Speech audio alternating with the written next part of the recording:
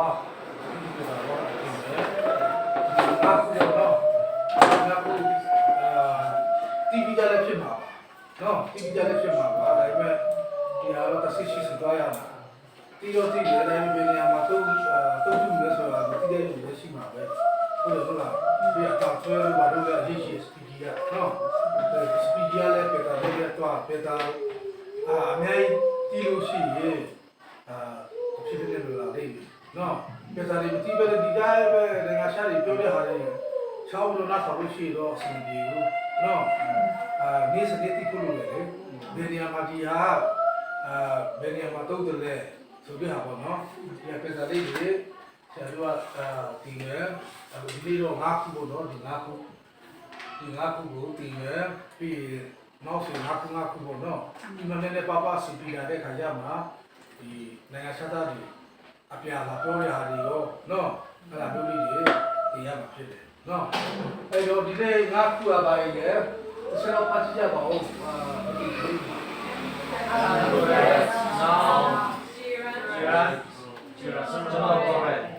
Yes. Okay, number 2.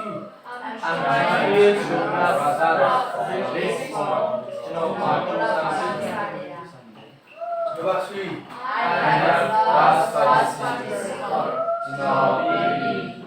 Number 4. I used to run. This form, Number 5. I am to run this form. Nhà đi của nó, nhà đi của tôi xuống đi rồi. Sa thế mà, cũng sáu thế mà đi ra đây rồi nó. Việc là bây giờ mình sẽ đi ra đây nó.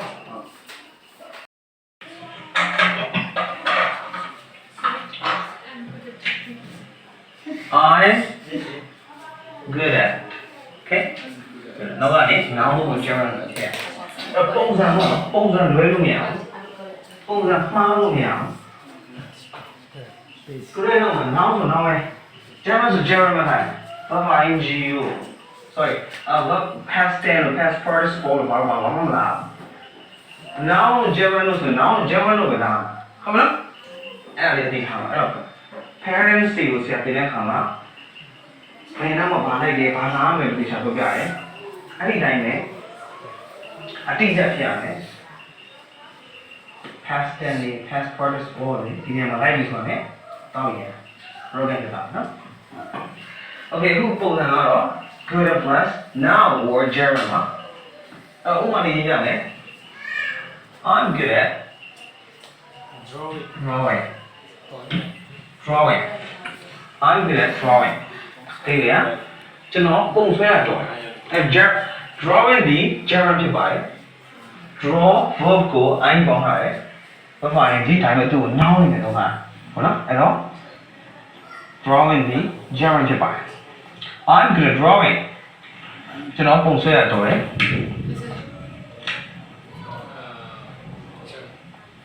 German.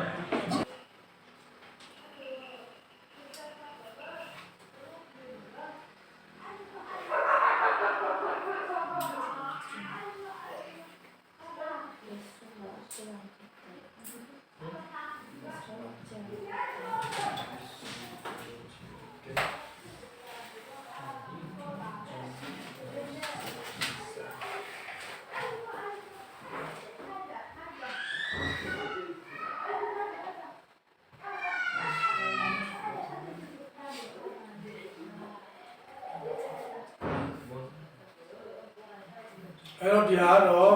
trying to ပေါ့နော် trying to ဘာပေါ့ဒီဟာတော့ကျုံးစားနေတာပေါ့နော်ကျုံးစားနေတယ်ဆိုတဲ့ပေတာလေးကိုပြောချင်တယ်ဆိုလို့ရှိရင်ဒီပေတာကိုပြရမှာဖြစ်တယ်အဲ့မှာလုံးဝလေးကြီးကြားထားပါနော်အဲ့တော့ဒီဟာကြာတဲ့ဟာတွေကတော့ကိုဒီတလောက်ပေါ့ကို idea ရှိတဲ့လောက်အများကြီးစာကြောင်းတွေဒီလိုရပါတယ်နော်အဲ့တော့သူကိုရှင်းပြနိုင်ပုံမှာရှုပ်ရှားနေတယ်ဆိုတော့ဘယ်လိုပြောမလဲ I'm trying to explain သူကိုပြောပါဦး I'm trying to explain him သူစီရနေအဖြေရပုံမှာရှုပ်ရှားနေတယ် I'm trying to get answers from him ကောင်လေးကကောင်မလေးကိုဒီစားကားပြောထားတာပေါ့အဲရနေသူစီရနေအဖြေရဖို့ငါဆုံးချနေတယ်ဆိုတော့ကောင်လေးကသူ့တကယ်ရှစ်တရားကိုပြောပြတဲ့ပုံစံမျိုးပေါ့ဗျာဟုတ်တယ်မလားအဲ့ဒါဘယ်လိုရေးဘယ်လိုပြောမလဲ I'm trying to get answers for her. ဒီမစားရအောင်ဒီမစားရအောင် I'm trying to get answers for her. အဲ့ဒါဘာကွယ်အဲ့ try to အတော့ပြပြီးတော့စာချောတချောတော့ပုတ်ပုတ်အဲ့မှာမပါတဲ့ဟာပေါ့မသိလိုက်ပါဘူး I'm trying to understand the lessons I've learned today.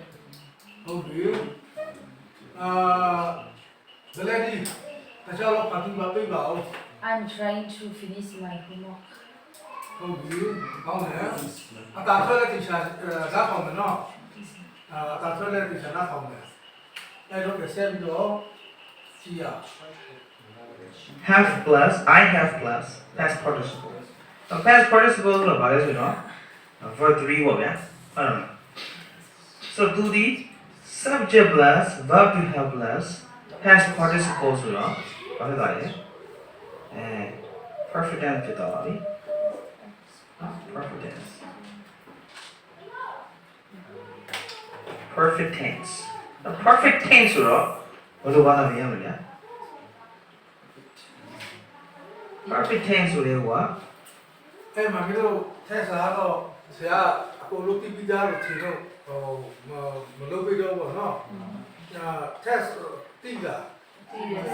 နော်simple present test တို့ဘုရားမလားဒီ continuous test တို့ perfect test တို့နော်အဲ့ဟာတွေတော့နားလည်တယ်မလားအဲ့တော့အဲ့ဟာတွေကတော့တကယ်တော့အလေရာစင်းပေါ့နော်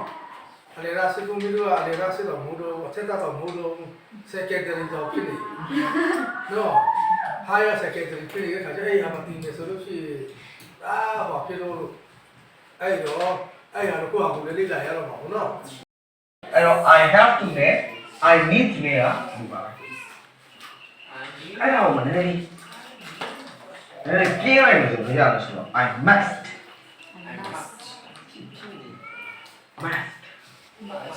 I must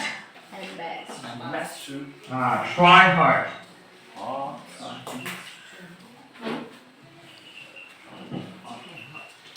ကြိုးစားရမယ်သူကလည်းပြင်းထန်တဲ့သဘော math ရဲ့အသုံးလုံးပြင်းထန်တဲ့သဘောစီးမင်းစီးတဲ့သဘောဟုတ်လားမသိအဲ့တော့ math ကလည်းအခုဆိုလုပ်ရမယ် have to လည်းလုပ်ရမယ်need to လည်းလုပ်ဖို့လိုအပ်တယ်ဆိုပေမဲ့have to လည်းနဲ့ပြောတယ်သူကလုပ်ဖို့လိုအပ်တယ်ဆိုတဲ့သဘောဖြစ်ပြီးတော့ math ရဲ့အဓိပ္ပာယ်ကျတော့လုံးဝလုပ်ဖို့လုပ်ရမယ်ဆိုတဲ့အဓိပ္ပာယ် math အဲ့တော့အသုံးနေရတော့ဖြင့်လေးတိုင်းနဲ့သိလာပါလိမ့်မယ်နော်